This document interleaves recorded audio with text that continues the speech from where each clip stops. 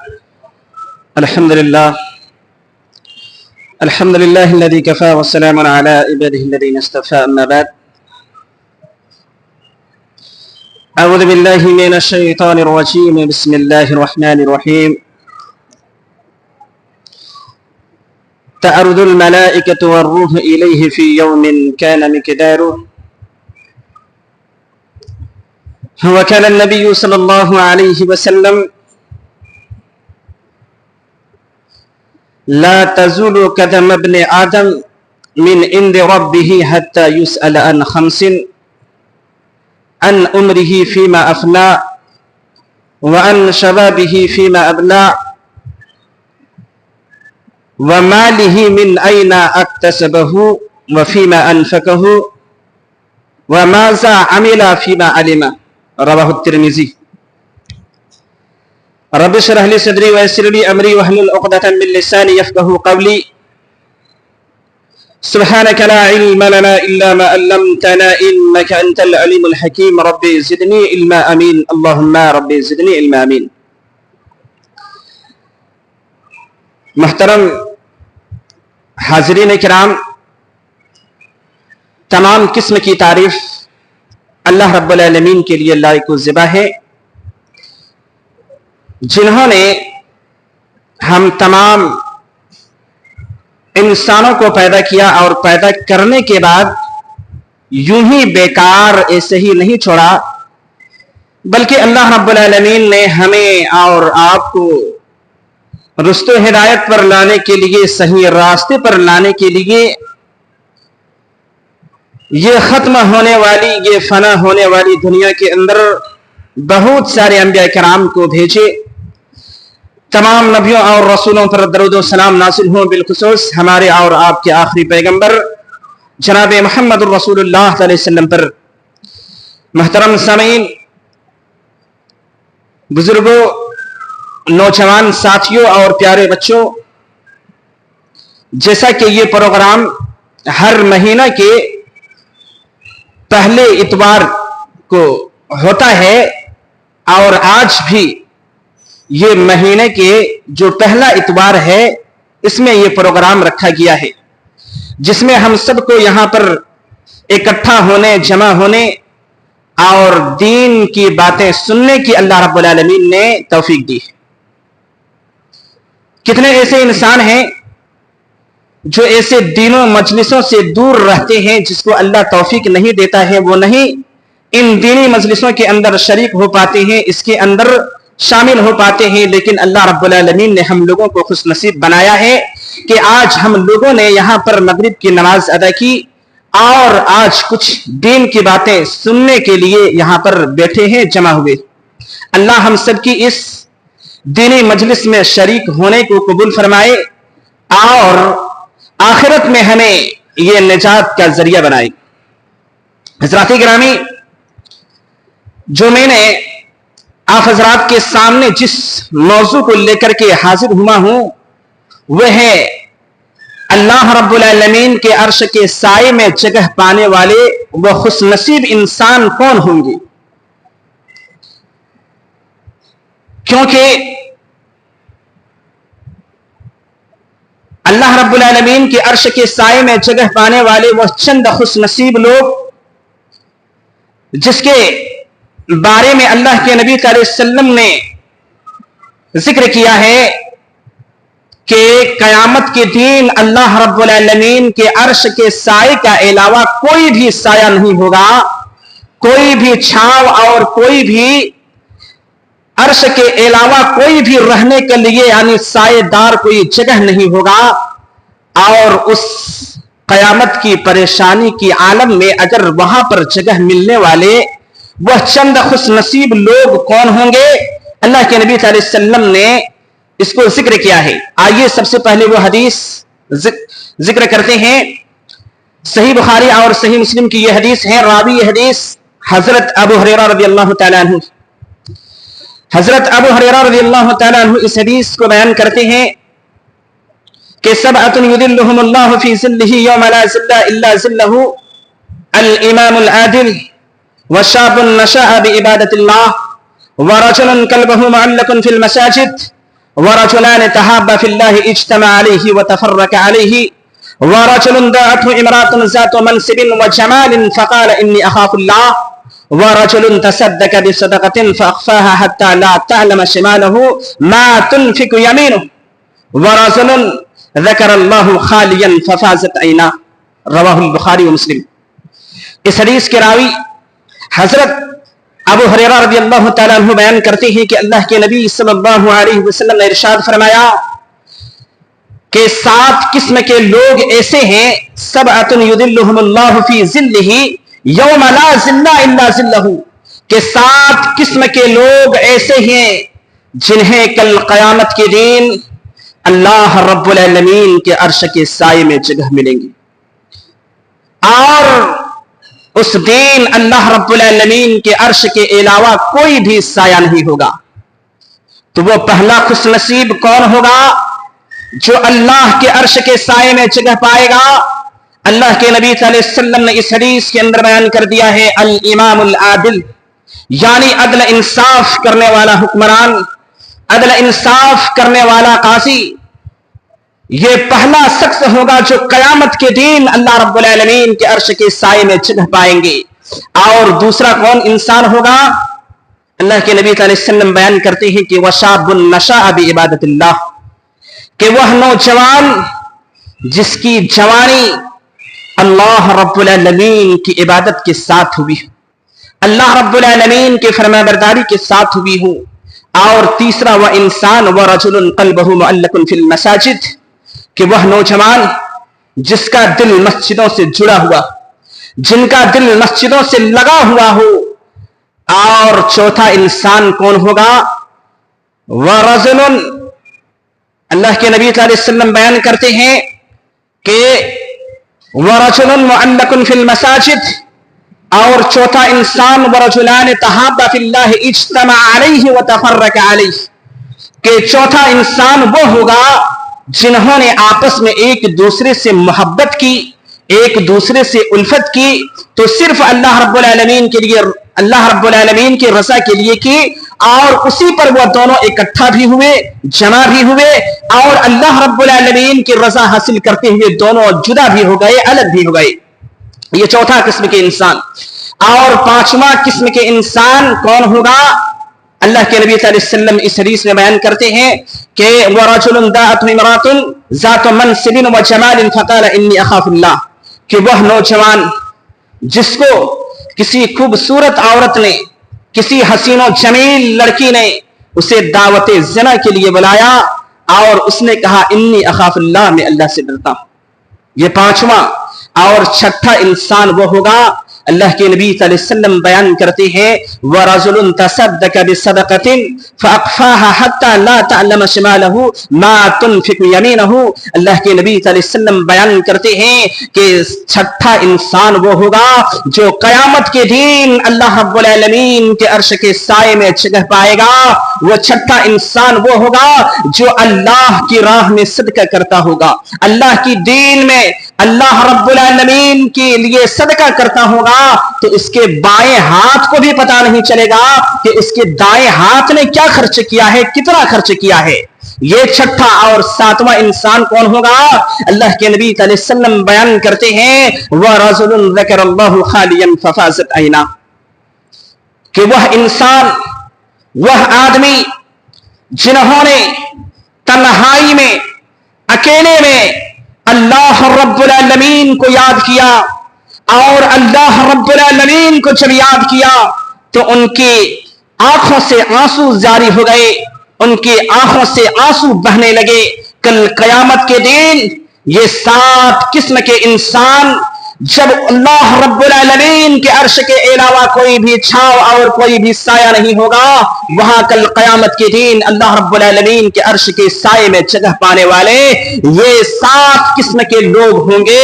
میرے اسلامی بھائیوں، قیامت کے دن اس قدر ہولناک اور اتنا طویل دین ہوگا، اتنا لمبا اور اتنا بڑا دین ہوگا کہ انسان اس کی لمبائی کو سن کر کے ہی دنگ رہ جاتا ہے، انسان کے رونگٹے کھڑے ہو جاتے ہیں کہ اتنا لمبا دین ہوگا، इतनी लंबाई, इतना तवील दीन अल्लाह रब्बुल आलमीन ने अपने कलाम मजीद के अंदर इरशाद फरमाता है, तारुदुल मलाइकतु वर्रूह इलैहि फी यौमिन कान मिक़दारुहु 50,000 सना।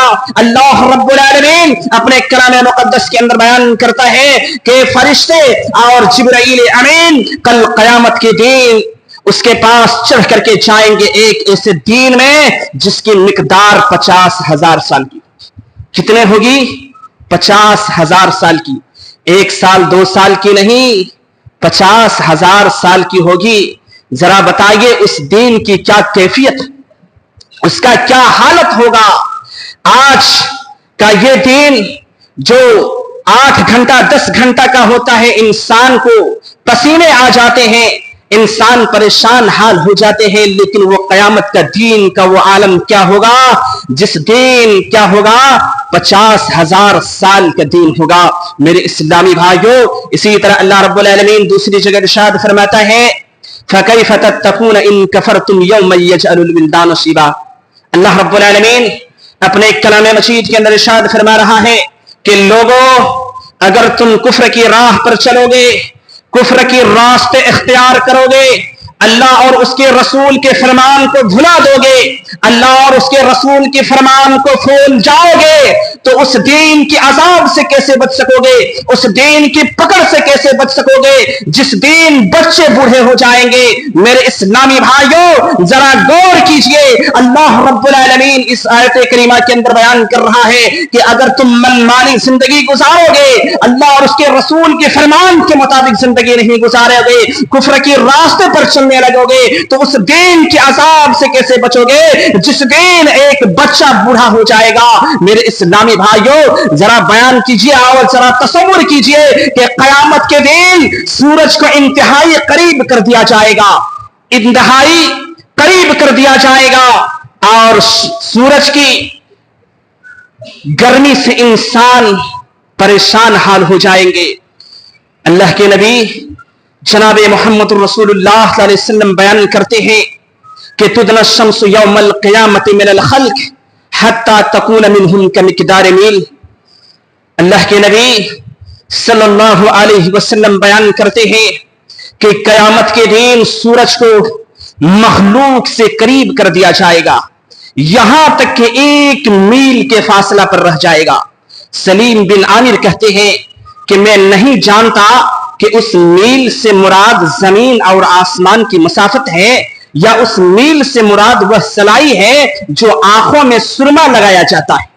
मुझे मालूम नहीं कि कयामत के दिन अल्लाह के नबी सल्लल्लाहु अलैहि वसल्लम ने जो बयान किया है कि सूरज 1 मील के फासले पर कर दिया जाएगा, मुझे मालूम नहीं कि वह कितना लंबा होगा, जमीन और आसमान की मसाफत या आंखों में सुरमा लगाए जाने वाले उस सुरमा दानी के बराबर होगा। मेरे इस्लामी भाइयों, जरा तसव्वुर कीजिए। फिर आगे अल्लाह के नबी सल्लल्लाहु अलैहि वसल्लम बयान करते हैं कि लोग कल कयामत के दिन अपने अपने अमल के मुताबिक पसीने में होगा। किसी का पसीना उसके टखनों तक पहुंच रहा होगा, किसी का पसीना उसके घुटनों तक पहुंच रहा होगा, किसी का पसीना उसके कौख यानी कमर तक पहुंच रहा होगा। अल्लाह के नबी सल्लल्लाहु अलैहि वसल्लम ने अपने हाथों से अपने मुंह की तरफ इशारा करके फरमाया कि कल कयामत के दिन किसी का इंसान का पसीना उसके मुंह तक पहुंच रहा होगा, यानी उसको लगाम दे रहा होगा।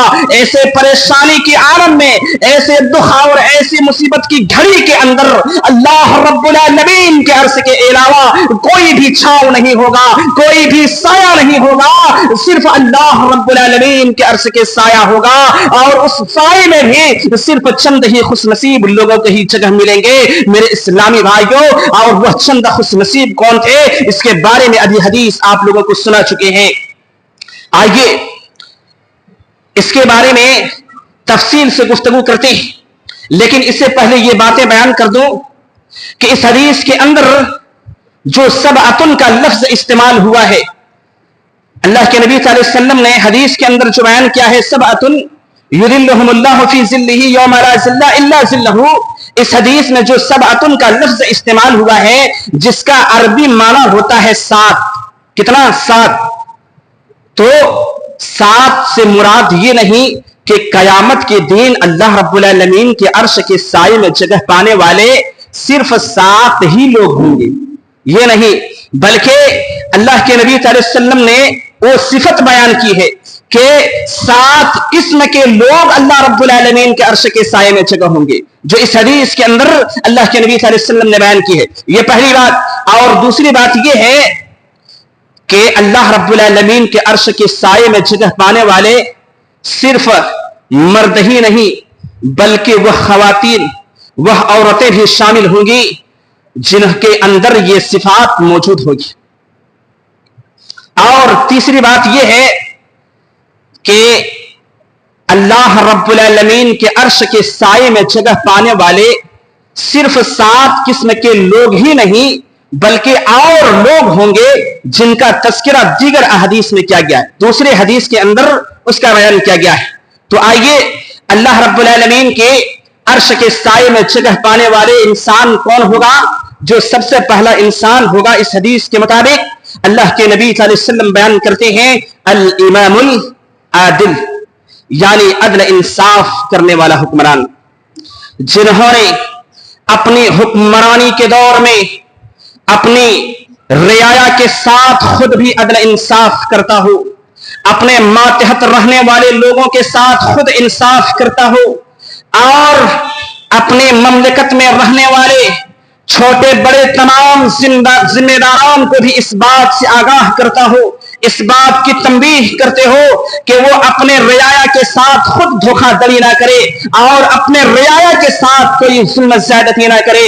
حضرات گرامی, الامام سے مراد صرف ملک کے بڑا افسران نہیں ہے بلکہ الامام سے مراد ہر وہ انسان ہے جو فیصلہ کرنے کا حق رکھتا ہے, جس کے پاس لوگ فیصلہ کرانے کے لیے آتے ہیں, جس کو لوگ حاکم سمجھتے ہیں. الامام سے مراد وہی ہے. اور العدل سے مراد جو ہے بغیر افراط و تفریط کے, بغیر کسی کا منہ دیکھے ہوئے, بغیر کسی کو یہ سمجھتے ہوئے کہ یہ ہمارے سگے کا رہنے والے ہیں, یہ ہمارے رشتہ دار ہیں یا یہ ہمارے بھائی ہیں, جیسا نہیں بلکہ قرآن کے مطابق بالکل اللہ رب العالمین کے حکم کے مطابق فیصلہ کر دیا جائے گا. اللہ رب العالمین نے اپنے نبی داؤد علیہ السلام کو حکم دیا تھا, یا داؤد انا جعلناک خلیفۃ فی الارض فاحکم بین الناس, اے داؤد ہم نے تمہیں زمین کا خلیفہ بنایا ہے, اس لیے تم اس زمین کے اندر جب بھی فیصلہ کرنا تو عدل انصاف کے ساتھ فیصلہ کرنا, اللہ رب العالمین کی کتاب کے ساتھ فیصلہ کرنا, اللہ رب العالمین کے حکم کے مطابق فیصلہ کرنا, اور اپنے نفس کی اتباع مت کرنا, اپنے خواہشات کی اتباع مت کرنا, ورنہ یہ بات آپ کو اللہ کی دین سے دور کر دے گی, اللہ کے راستے سے آپ کو دور کر دے گی, بھگا دے گی. میرے اسلامی بھائیوں, اس آیت کریمہ کے اندر آپ غور کریں, اللہ رب العالمین نے حضرت داؤد علیہ السلام کو حکم دیا تھا کہ داؤد کو یہ حکم جو دیا کہ داؤد علیہ السلام نے جو حکم دیا کہ عدل انصاف کے ساتھ فیصلہ کرنے کے ساتھ ساتھ اس بات کی بھی تنبیہ کی, کس بات کی, کہ اپنے خواہشات کی پیروی نہ کیا جائے, اپنے من کے مطابق فیصلہ نہ کیا جائے, یا لوگوں کی خواہشات کے مطابق فیصلہ نہیں کیا جائے گا. اگر کوئی گناہگار ہے تو اس کے گناہ کی سزا اس کو ملنی چاہیے, چاہے وہ آپ کے سگے ہی کیوں نہ ہو یا آپ کے رشتہ دار کیوں نہ ہو. لیکن آج معاملہ بالکل پلٹ چکا ہے.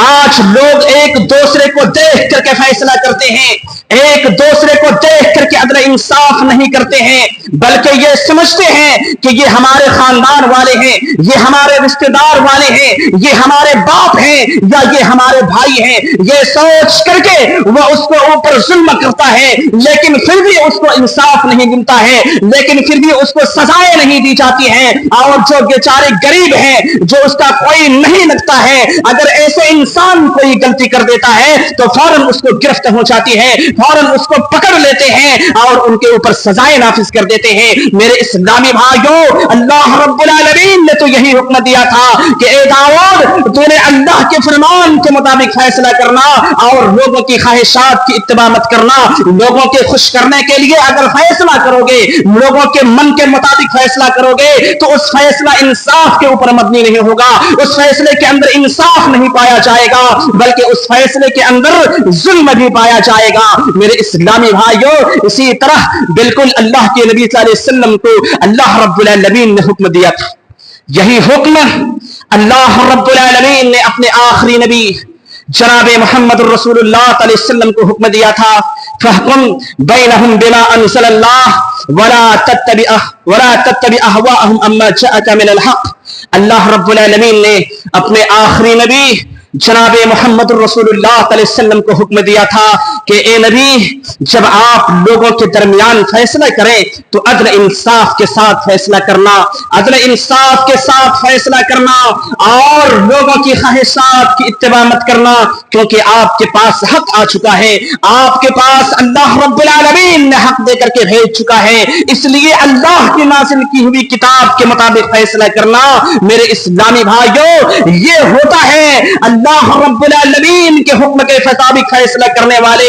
اللہ کے نبی صلی اللہ علیہ وسلم نے ایک جگہ ارشاد فرماتے ہیں کہ اللہ رب العالمین اگر کسی بندے کو کسی چیز کی ذمہ داری سونپی ہو، کسی چیز کی ذمہ داری دی ہو، اور وہ اپنے وزیروں، اپنے مشیروں یا اپنے ماتحت رہنے والے لوگوں کے ساتھ عدل انصاف نہیں کر پاتا ہو، اپنے ذمہ داری کو صحیح سے نبھا نہیں پاتا ہو، تو اللہ رب العالمین نے ایسے انسانوں کے اوپر جنت کو حرام کر دیا ہے۔ میرے اسلامی بھائیوں، ذرا غور کریں کہ اگر انسان ذمہ داری لیتا ہے اور اس ذمہ داری کو سنبھال نہیں پاتا ہے، اپنا رعایا کے ساتھ دھوکہ کرتا ہے، اپنا رعایا کے ساتھ فراڈ کرتا ہے، اپنا رعایا کا صحیح حقوق ادا نہیں کر پاتا ہے، اور اس حال میں اس دنیا سے چلا جاتا ہے، مر جاتا ہے، تو اللہ رب العالمین نے اس کے اوپر جنت کو حرام کر دیا ہے۔ تو یہ پہلا انسان جو کل قیامت کے دن اللہ رب العالمین کے عرش کے سائے میں چھپ پائے گا، وہ ہوگا عدل انصاف کرنے والا حکمران۔ کسی کا چہرہ نہیں دیکھے گا، جو اللہ کا حکم ہے اسی کے مطابق فیصلہ کر دے، چاہے باپ ہی کیوں نہ ہو یا بھائی کیوں نہ ہو، اللہ کی مرضی، اللہ کے حکم کے مطابق فیصلہ کر دے گا۔ اور دوسرا وہ انسان جو کل قیامت کے دن اللہ رب العالمین کے عرش کے سائے میں جگہ پانے والا کون ہوگا؟ اللہ کے نبی صلی اللہ علیہ وسلم کے فرمان کے مطابق وَشَابٌ نَشَأَ بِعِبَادَةِ اللَّهِ، کہ وہ نوجوان جس کی جوانی اللہ رب العالمین کی عبادت کے ساتھ ہوئی ہو، اللہ رب العالمین کی فرما برداری کے ساتھ ہوئی ہو، اللہ رب العالمین کی اطاعت کے ساتھ ہوئی ہو۔ میرے اسلامی بھائیوں، انسان کی زندگی میں یہ جوانی کا مرحلہ جو ہوتا ہے وہ بڑا ہی حساس ہوتا ہے۔ انسان کی زندگی کے اندر یہ جوانی کا مرحلہ جو ہوتا ہے وہ بڑا ہی حساس ہوتا ہے، اور انسان اس جوانی کے مرحلے میں عموماً اپنے خواہشات کی پیروی کرنے لگتا ہے، اپنی خواہشات کے پیچھے چلنے لگتا ہے، اور وہ اپنی اس نوجوان کی جوانی کی زندگی اللہ رب العالمین کی نافرمانی میں گزار دیتا ہے، کیونکہ وہ تو یہ سمجھتا ہے کہ یہ جوانی جو ملی ہوئی ہے یہ موج مستی کے لیے ہے، یہ جوانی لہو و لعب کے لیے ہے، یہ جوانی تو کھیل کود کے لیے ہے۔ جہاں تک ان کا تعلق ہے کہ دین پر عمل کریں گے، نمازیں پڑھیں گے، آ کر کے صدقہ و خیرات کریں گے یا دین کی عبادتیں کریں گے، تو ابھی اس نوجوان کے خیالات کے مطابق ابھی ان کے پاس بہت لمبی زندگی پڑی ہوئی ہے، بہت لمبی زندگی۔ وہ سوچتا ہے کہ ابھی تو ہم جوان ہیں، جب بڑھاپے کی عمر میں آئیں گے تب جا کر کے ہم اللہ رب العالمین کی عبادت کریں گے۔ لیکن میرے نوجوان ساتھیوں، آپ سنو، اللہ رب العالمین نے جس نوجوان کی جوانی کی عالم میں، جوانی کی زندگی اللہ رب العالمین کے اطاعت میں گزر جاتا ہے، اللہ رب العالمین کے فرما برداری میں گزر جاتا ہے، تو اس کی باقی زندگی جو ہوتی ہے اللہ رب العالمین اس کو دین پر قائم رہنے کی توفیق دیتا ہے، اور جب بھی اس کا خاتمہ ہوتا ہے، جب بھی اس کی موت آتی ہے تو اللہ رب العالمین اس کے اسلام کی حالت میں موت دیتا ہے۔ میرے اسلامی بھائیوں، آج نوجوان اپنی اس جوانی کو سمجھیے، اللہ رب العالمین نے اپنے کلام مجید سورہ کہف کے اندر چند نوجوانوں کا قصہ ذکر کیا ہے، چند نوجوانوں کا واقعہ ذکر کیا ہے جنہوں نے ایک اللہ کے اوپر ایمان لایا تھا۔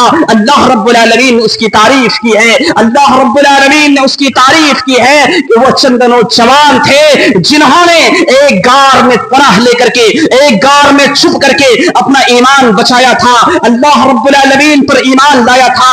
اللہ رب العالمین نے ایسے نوجوانوں کو، اللہ رب العالمین نے انہیں زیادہ دین کی طرف رہنمائی کی تھی، اللہ رب العالمین نے ان کے دلوں کو مضبوط کر دیا تھا۔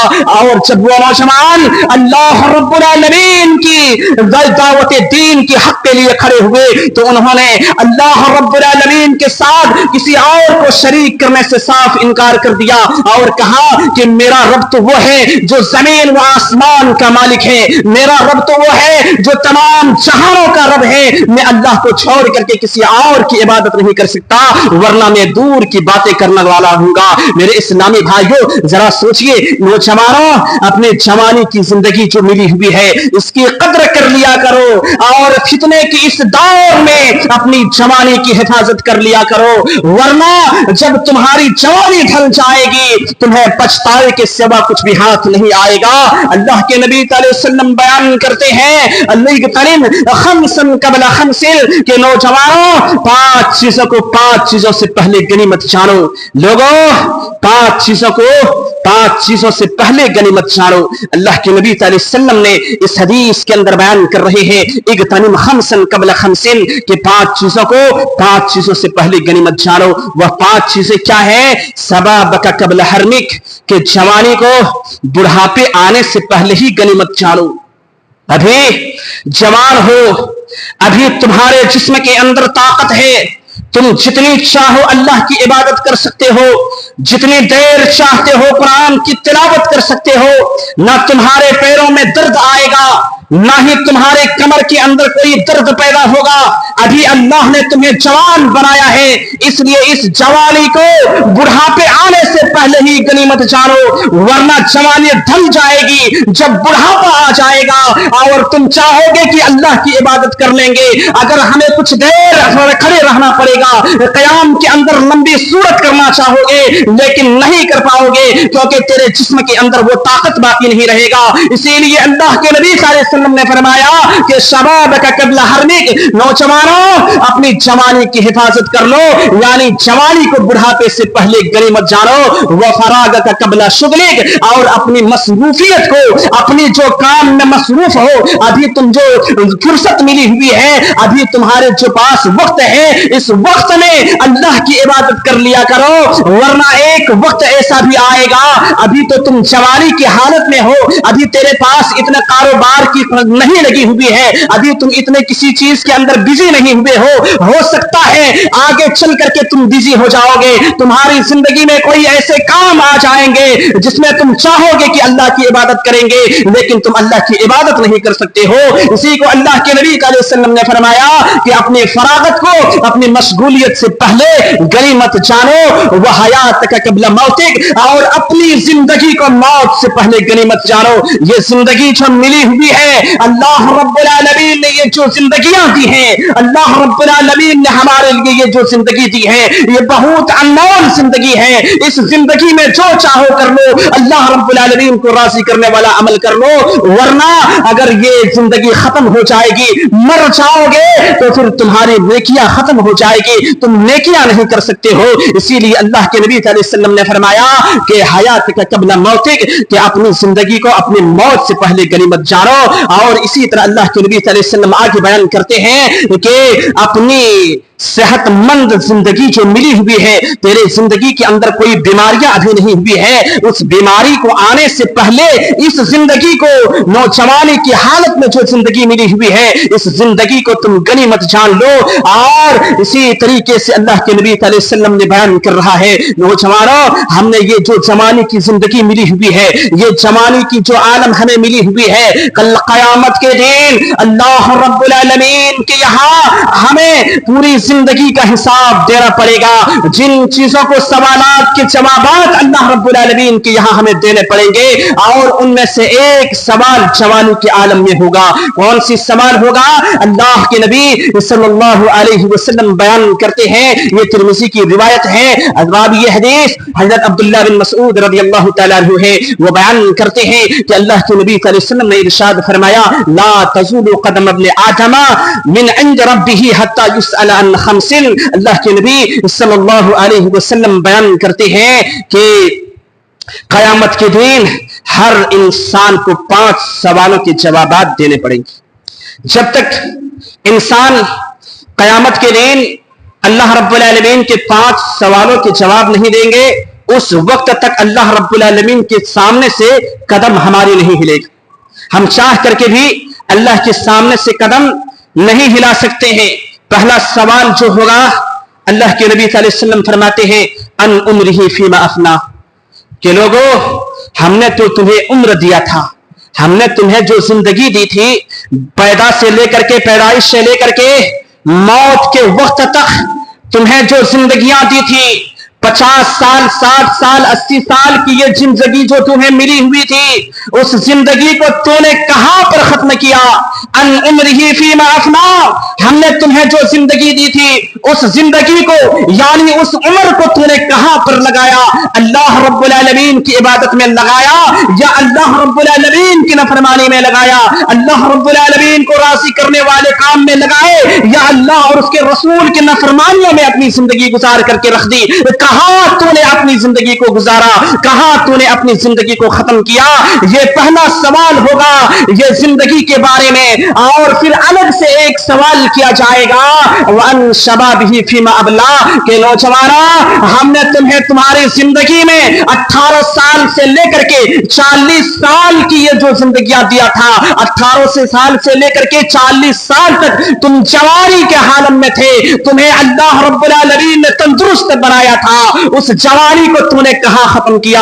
उस जवानी को तूने कैसे गुजारा? उस जवानी की जिंदगी को तूने कहां पर लगाया? कहां पर उसको तूने उसको खत्म किया?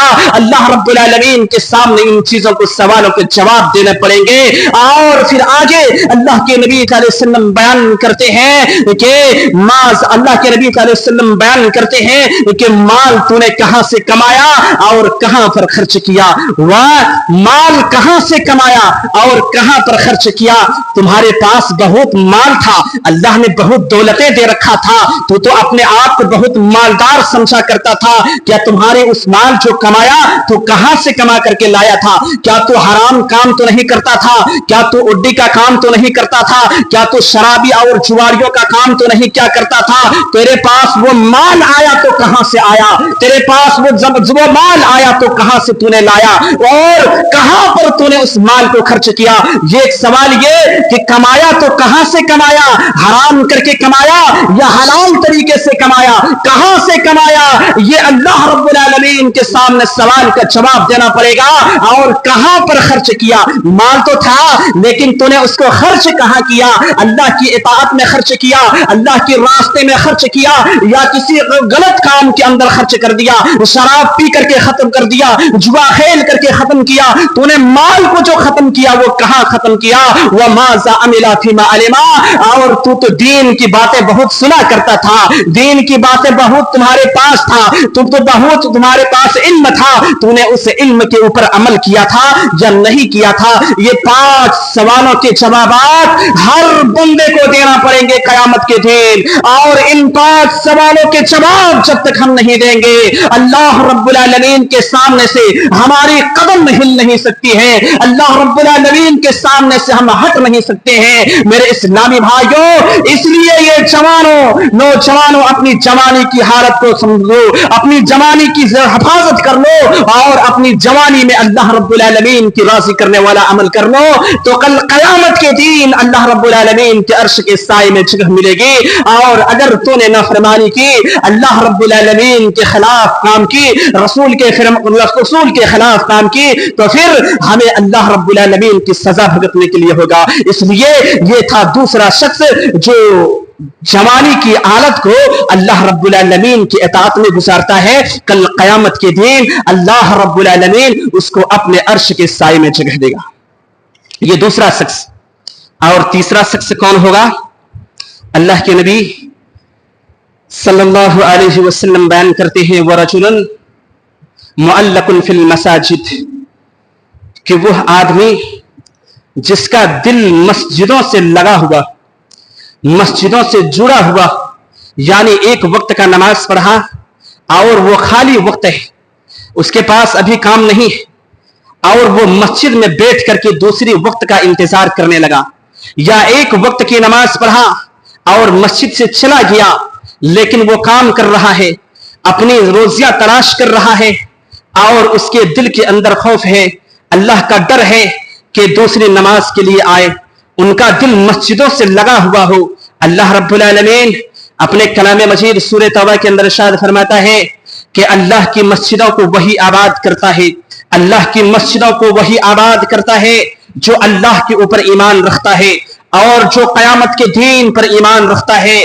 वही लोग हैं जो अल्लाह की मस्जिदों को आबाद करता है, पांचों वक्त की नमाज़ें में मस्जिद में आता है, और यही लोग अल्लाह रब्बुल आलमीन से तवक्कुल भरोसा करता है, जो अल्लाह पर ईमान रखता है, क़यामत के दीन पर ईमान रखता है, और जो है वो क़यामत के दीन पर ईमान रखता है, नमाज कायम करता है, ज़कात अदा करता है और अल्लाह रब्बुल आलमीन के अलावा किसी और से नहीं डरता है, अल्लाह के अलावा किसी और का खौफ उनके सीनों के अंदर नहीं होता है। यही लोग मस्जिदों को आबाद करने वाले हैं और उम्मीद है कि यही लोग हिदायत पाने वाले होंगे, यही लोग हिदायत याफ्ता लोग होंगे। मेरे इस्लामी भाइयों, ये थे मस्जिदों की आबाद करने वाले जो क़यामत के दिन अल्लाह रब्बुल आलमीन अपने अर्श के साए में जगह देगा। ये तीसरा शख्स इंसान होगा जो क़यामत के दिन अल्लाह रब्बुल आलमीन के अर्श के साए में जगह पाएगा। और अल्लाह के नबी सल्लल्लाहु अलैहि वसल्लम बयान करते हैं कि जो शख्स अल्लाह रब्बुल आलमीन की मस्जिदों की तरफ आता है, वजू करके मस्जिदों की तरफ चल करके आता है, तो वो अल्लाह रब्बुल आलमीन का मेहमान होता है और अल्लाह रब्बुल आलमीन मेजबान होता है और मेजबान अपने मेहमान की खातिर तवाज़ु बहुत अच्छा से करता है। इसलिए अगर हम मस्जिद की तरफ आ रहे हैं तो गोया कि हम अल्लाह रब्बुल आलमीन का मेहमान बन रहे हैं। दूसरी हदीस के अंदर अल्लाह के नबी सल्लल्लाहु अलैहि वसल्लम बयान करते हैं कि जो शख्स रात की अंधेरों में मस्जिदों की तरफ चल करके आता है, लेकिन क़यामत के दिन उसको मुकम्मल नूर नसीब करेगा अल्लाह रब्बुल आलमीन। दुनिया में हमने अंधेरे में तो नमाज पढ़ ली, अंधेरे में आकर के नमाज अदा कर ली, कल क़यामत के दिन अल्लाह रब्बुल आलमीन हमें इस अंधेरे में मस्जिदों में आने की वजह से क़यामत के दिन मुकम्मल नूर नसीब अता करेगा, मुकम्मल रोशनी हमें अता कर देगा। ये थे तीसरा इंसान जो क़यामत के दिन अल्लाह रब्बुल आलमीन के अर्श के साए में जगह पाएगा। और चौथा इंसान कौन होगा? वरजुलान तहाब्बा फिल्लाह इज्तमा अलैहि व तफर्रका अलैहि, कि वह नौजवान, दो नौजवान जिन्होंने आपस में एक दूसरे से मोहब्बत की तो अल्लाह रब्बुल आलमीन की रज़ा के लिए की, अल्लाह रब्बुल आलमीन की खुशनुदी के लिए की, और उसी पर वो दोनों जमा भी हुए और उसी पर वो दोनों इकट्ठा भी हुए। जो अल्लाह की रज़ा के लिए एक दूसरे से मोहब्बत करता है, अल्लाह रब्बुल आलमीन उसी सवाब की उम्मीद से एक दूसरे से मोहब्बत करता है। अल्लाह रब्बुल आलमीन कल क़यामत के दिन मैदान महशर के अंदर पुकार करके कहेंगे कि कहाँ है वह दो नौजवान जिन्होंने सिर्फ मेरी रज़ा के लिए दुनिया में एक दूसरे से मोहब्बत किया था? कहाँ है वो इंसान जिसको आज मैं अपने अर्श के साए में जगह दूंगा, जो आज उसके अर्श के साए के अलावा कोई भी साया नहीं होगा। अल्लाह रब्बुल आलमीन ऐसे दो इंसानों को जो आपस में मोहब्बत करते हैं तो किसी दुनियावी फायदे के लिए नहीं, किसी पोस्ट को हासिल करने के लिए नहीं, किसी आला ओहदे को पाने के लिए नहीं, बल्कि अल्लाह रब्बुल आलमीन से सवाब की उम्मीद से मोहब्बत करता है। कल क़यामत के दिन अल्लाह रब्बुल आलमीन उसको अपने अर्श के साए में जगह देगा। मेरे इस्लामी भाइयों, हज़रत इदरीस खौलानी बयान करते हैं, वो कहते हैं कि मैंने हज़रत मुआज़ बिन जबल रज़ी अल्लाह तआला अन्हु से कहा कि मैं तुझसे मोहब्बत करता हूं सिर्फ अल्लाह रब्बुल आलमीन की रज़ा के लिए, मुझे आपसे कुछ नहीं चाहिए, मुझे आपसे प्यार है, मुझे आपसे मोहब्बत है, लेकिन मैं अल्लाह से इसकी सवाब की उम्मीद रखता हूं। ए मुआज़, मैं तुमसे मोहब्बत करता हूँ। हजरत मुआज ने कहा कि वाकई तू अल्लाह की रजा के लिए मुझसे मोहब्बत करता है। हजरत इदरीस ने कहा कि हाँ वाकई मैं तुम्हें अल्लाह रब्बुल आलमीन की रजा के लिए तुमसे मोहब्बत करता हूँ। तो अल्लाह के नबी तो हजरत मुआज बिन जबल ने कहा कि तुम्हें खुशखबरी हो,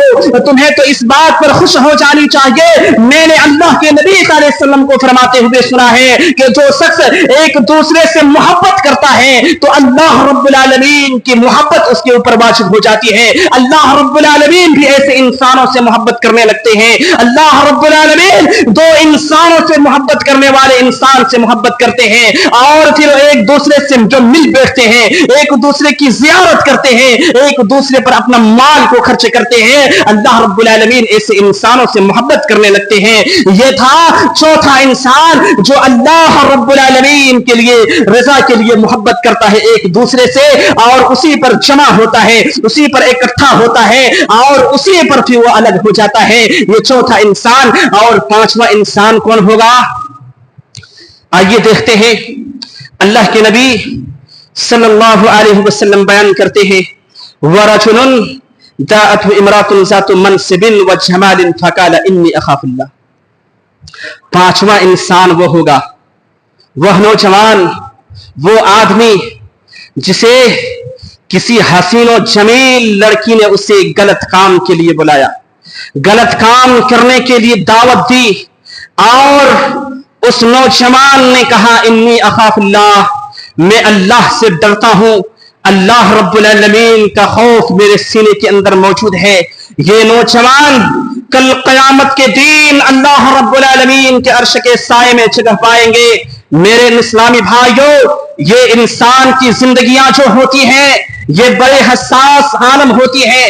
आज इंसान बुराई के लिए मौका तलाश करता है, इंसान गलत काम करने के लिए उसको मौका मिलनी चाहिए, लेकिन एक अल्लाह से डरने वाला इंसान जिसके दिलों के अंदर अल्लाह का डर है, जिसके दिलों के अंदर अल्लाह का खौफ है, वह इंसान बुराई चाहे कितना ही बड़ी क्यों ना हो, वह इंसान उस बुराई से बच जाता है। हजरत यूसुफ अलैहिस्सलाम को देखिए, मिस्र के बादशाह जो थे उसकी बीवी ने हजरत यूसुफ अलैहिस्सलाम को दावत ज़िना के लिए बुलाया था। चारों दरवाजे, चारों तरफ से दरवाजे बंद कर दिए थे।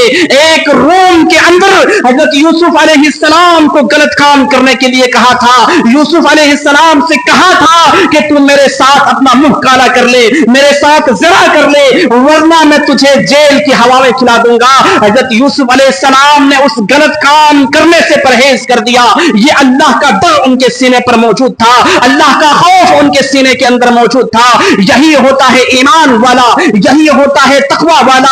जो अल्लाह के डर सीने के अंदर हो तो फिर कोई भी बुराई सामने हो वो फौरन उस बुराई से बच जाता है। मेरे इस्लामी भाइयों, इसी तरीके से वो वाकया भी आप लोगों ने समाप्त किए होंगे, कितनी बार सुने होंगे कि वो तीन नौजवान कहीं जा रहे थे और बरसात की वजह से और वो लोग उस बारिश के पानी से बचने के लिए वो एक बोह में छुप करके, एक पहाड़ की गार में छुप करके पनाह लिया था और उस बारिश से बचने के लिए वहां पर छुपा था। लेकिन जैसे ही वो तीनों नौजवान उस गार के अंदर जाता है और पहाड़ से लुढ़क करके एक पत्थर आता है और उस गार के मुंह बंद हो जाता है। अब वो तीनों नौजवान उस गार से कैसे निकलेगा? गार का मुंह जो है वो बंद हो चुका है, उसका दरवाजा खुला हुआ नहीं है, दुनिया की कोई नजर वहां पहुंच नहीं सकती है। अब वो मदद मांगेगा से किसी मदद मांगेगा, वो पुकारेगा तो किसको पुकारेगा?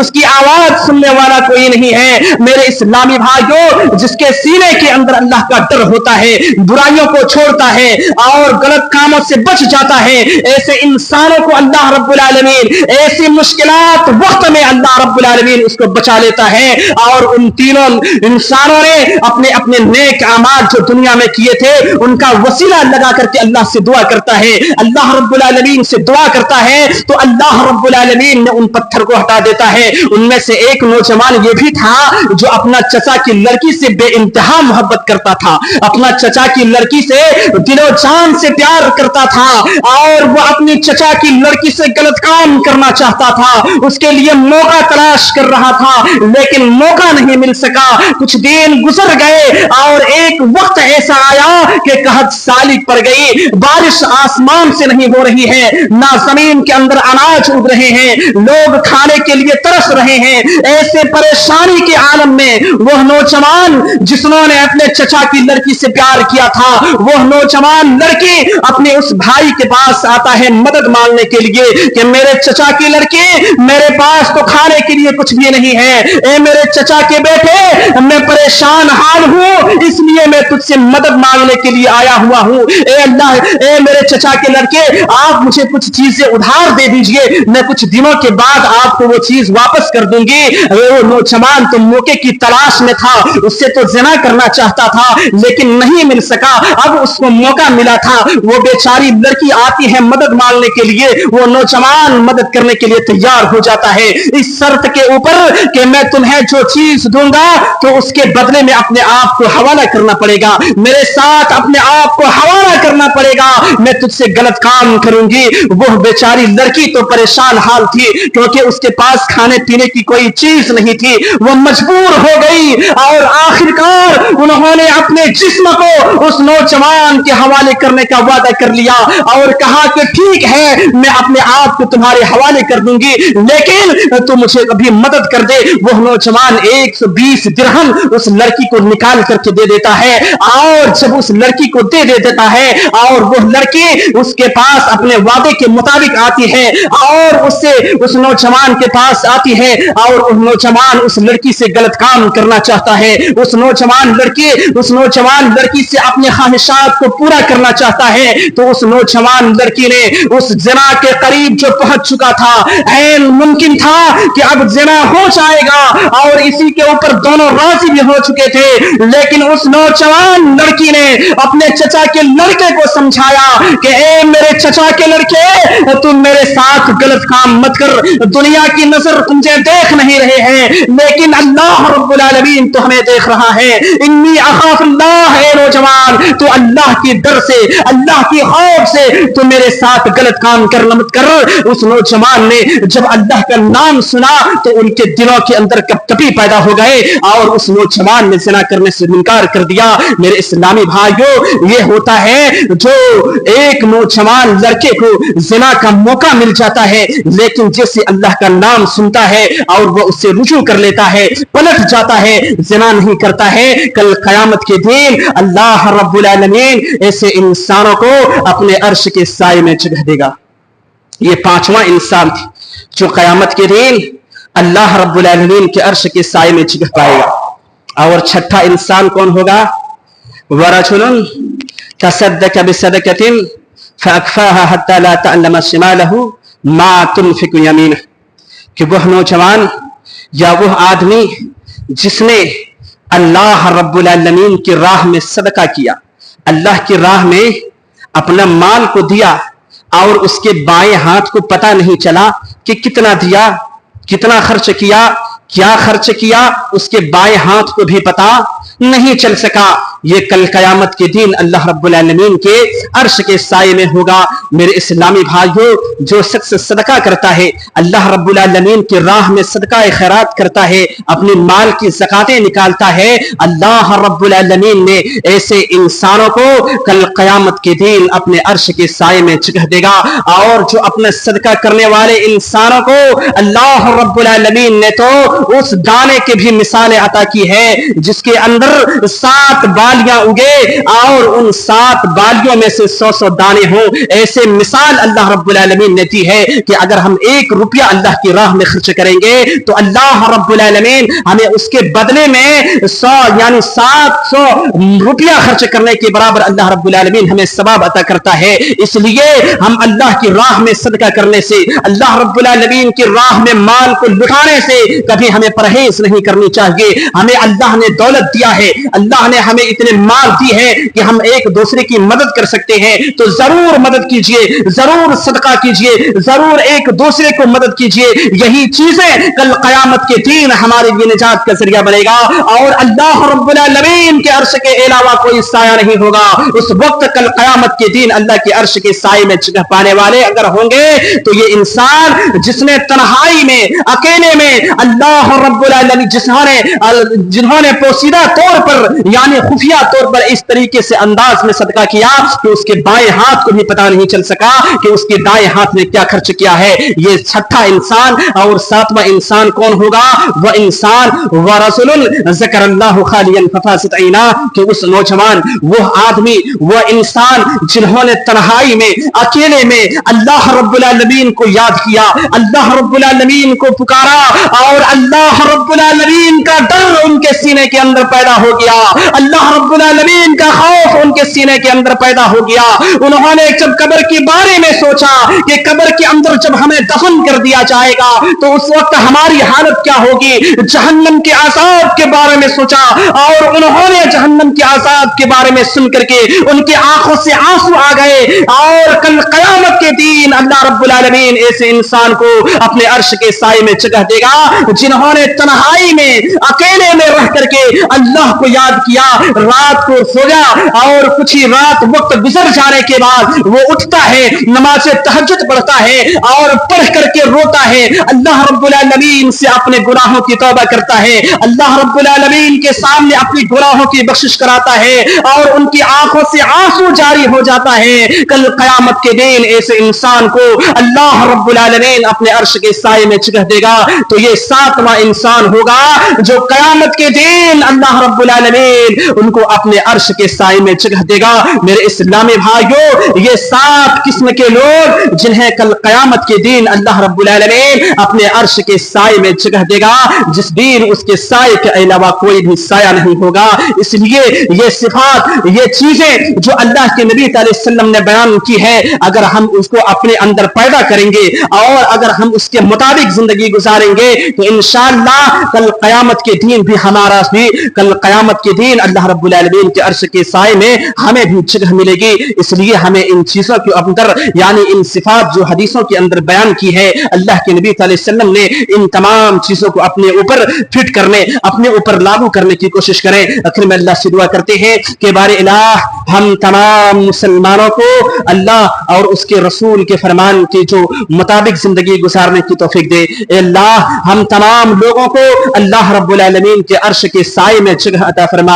اے اللہ ہم میں سے جو شخص پریشان حال ہے, اے اللہ تو ان کی پریشانیوں کو دور کر دے. اے اللہ ہم میں سے جو شخص مصیبت زدہ ہے, اے اللہ تو ان کی مصیبتوں کو دور کر دے. اے اللہ ہم میں سے جو شخص بیمار ہے, اے اللہ تو انہیں شفائے کاملہ عاجلہ عطا فرما. اے اللہ ہم میں سے جو شخص کسی بھی مصیبتوں کے اندر یا کہیں بھی مصیبت میں پڑے ہوئے ہیں, اے اللہ تو انہیں ان کی مصیبتوں کو دور کر دے. اے اللہ جو اس دنیا کے اندر قرض کی حالت میں مبتلا ہے, اے اللہ تو انہیں اس کے قرض کو ادا کرنے کی کوئی راستہ پیدا کر لے. اے اللہ ہم میں سے جو شخص ہم سے پہلے اس دنیا سے چلے گئے ہیں یعنی اس کی موت ہو چکی ہے, اے اللہ تو ان کی قبروں کو نور سے بھر دے. اے اللہ تو ان کی گناہوں کو بخش دے. اے اللہ جب تک ہمیں اس دنیا کے اندر زندہ رکھ, ایمان اور اسلام کی حالت میں زندہ رکھنا, اور جب بھی ہمیں خاتمہ فرمانا, ہماری موت آئے تو اسلام کی حالت میں خاتمہ فرمانا. آمین. وآخر دعوانا ان الحمد للہ رب العالمین.